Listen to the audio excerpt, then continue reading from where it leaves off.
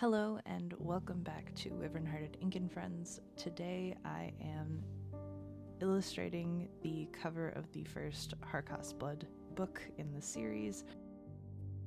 This is the re-illustrated version, so I have a lot to work off of and a lot of ideas and concepts that I wanted to do better this time. So this is a kind of a reworking, but also a fully new design, and I'm really proud of how it turned out, so I hope you guys enjoy. So I have spent since December of 2017 working on Harkøth's Blood. In 2017 I came up with the first character concepts, and I fully illustrated the first book in the series, but my skills with watercolor were not great, to say the least. Over the years that it took me to finally have all the stuff to edit it and make it look like a proper comic, I wasn't happy with what I had, so I decided to restart this whole illustration process in 2020 or 2021. I am now at the point where I feel like I really like what I've come up with. I really like the illustration, I really like the edits. So I was finally ready to create the cover so that I can publish it early 2023.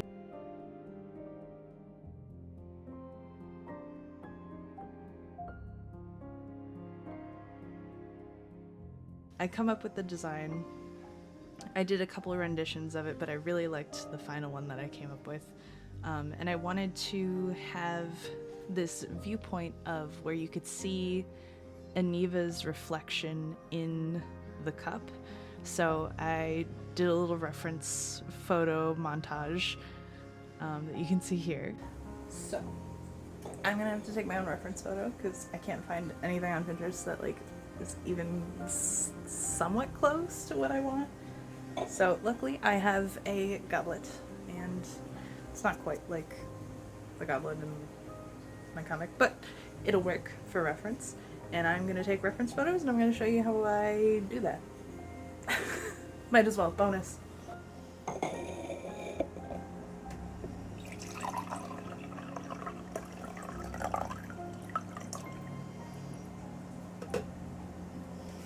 So my problem currently, I think, is because the water is too clear.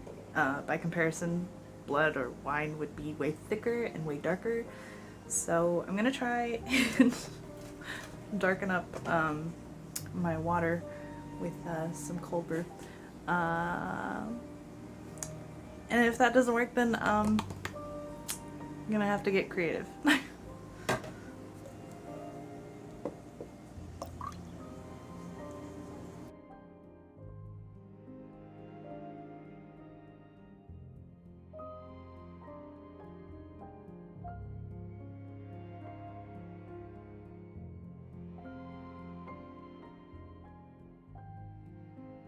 The first book is called The Chalice, and it's all because it's about the main character, Aniva, making her pact with a demon that has headed her family for generations, that have brought her family prosperity.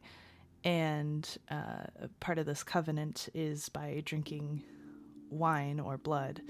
And it's sort of a symbolic narrative to compare to when you have communion. So this first book, I wanted the cover to be of the goblet that is used, the chalice of souls. In my original design, it was just a glass goblet that had bones as part of the design, but in my second rendition of doing the book, I realized that it looked very fragile and almost impossible to exist in this really rough world. And I really like the idea of it being something more supernatural, something more magical. I designed it to be a skull cup. You are drinking from where a brain would have been held in this skull at one point in time. The skull also has 3 eyes, and the base of the cup is a piece of living wood. It looks like roots that have grown in through the third eye of this creature and out all of it, the rest of it. Also meant to be sort of symbolic of that concept of your third eye makes you grow as a person and learn more things and understand more things, but it's also overtaking your entire view of the world.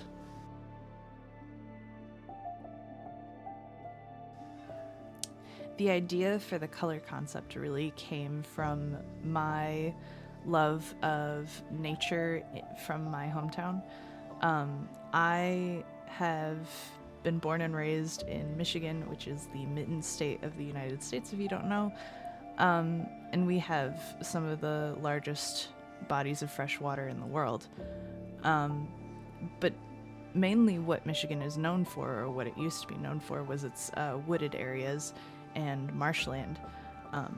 Sadly, that's changed over time because of mass farming and lumber.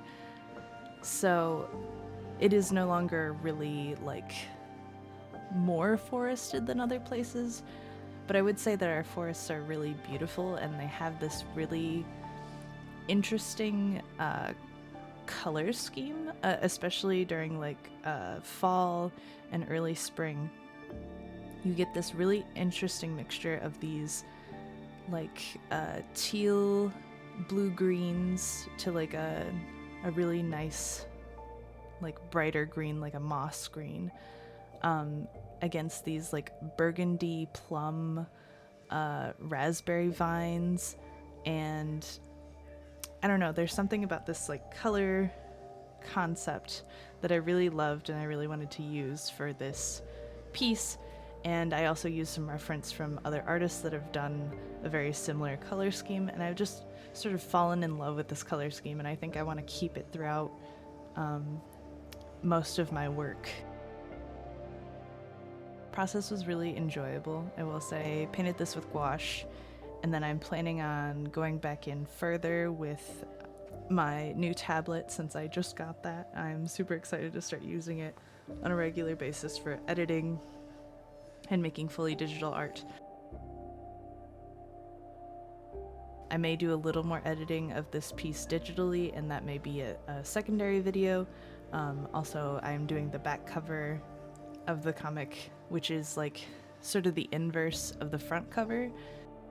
Instead of this piece of the chalice just sitting upright and having the reflection of Aniva in it, it is the same chalice falling and teeth breaking and falling out of it.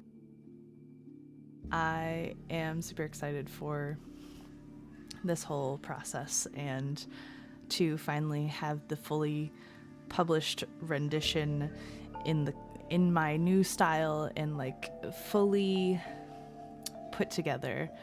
I have been waiting and growing and pushing myself for the last couple years to really learn how to properly illustrate in a way that I'm proud of. And I think that this comic is really going to push me into that professional spectrum that I want to be in. Obviously, the comic is not yet available for sale, but you can go and read it on Webtoons while Webtoons Canvas still exists. I haven't been posting anything new to Webtoons just because, on top of not being able to edit my stuff digitally since my tablet died, heard the news about Webtoons closing its Canvas for newer creators. So I'm planning on either posting the pages to Tumblr, or at least some of the pages to Tumblr, and Tapas. And outside of that, I think I'm going to just open my own website and have the first comic there digitally for people to read. Obviously, I would greatly appreciate if people can buy a physical copy or a digital copy, or if they would be willing to donate, if they're just going to read it. Even just like a couple bucks, it says a lot. It means a lot. This has been a project that has taken me 4 years of my life, and I understand that I don't have a huge following by any means. So it is a great deal of effort for possibly nothing coming back to me. But this is a passion project, and I really want to do this as a full-time career. So any amount that you can give and any support you can offer by like sharing my content is super appreciated. I always try to give back to the artist community, and I hope that other artists out there are willing to do the same. And even if you aren't an artist, it's still heavily appreciated if you can help out in any way.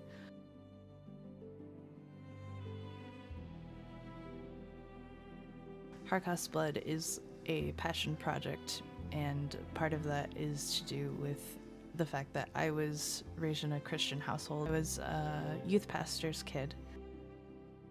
There's a lot of things that people don't realize when they're growing up.